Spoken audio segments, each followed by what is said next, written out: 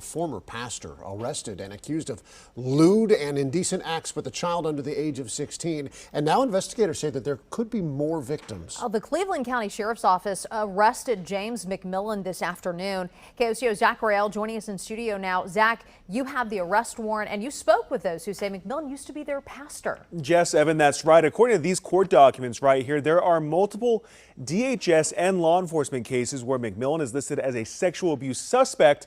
Those date all the way back to 2003. His former church members tell me tonight it's about time he was arrested. Wasn't surprised about this, but just sad that there's other victims in that time. Reaction to the arrest of former pastor James McMillan.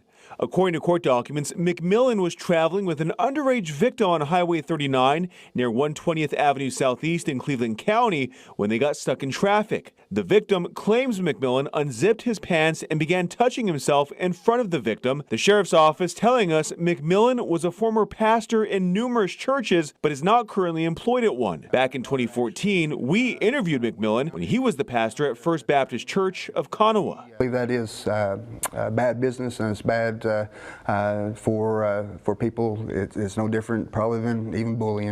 Back then, he claimed his First Amendment rights were being violated for his daughter not being allowed to pray before a high school game. The man needed to be locked up in prison where he couldn't have any more victims and need to be held accountable for what he had done. Lonnie Holland says he was a team chairman, treasurer, and youth leader at Slaughterville Baptist Church when McMillan became their lead pastor around 2018. The girls felt comfortable around him. Holland said he heard of allegations against McMillan. I knew that by what I was hearing, he wasn't qualified to be a pastor in any way, shape, or form.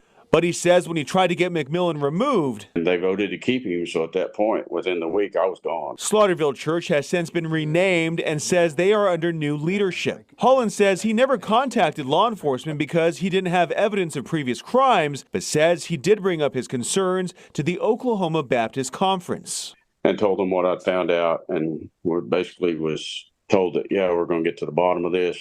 Nothing came of that, as far as I know. So I did reach out to the Baptist Conference. They did not return my calls. Again, investigators say there could be more victims. If you or anyone you know has any information related to this investigation, you are urged to contact the Cleveland County Sheriff's Office.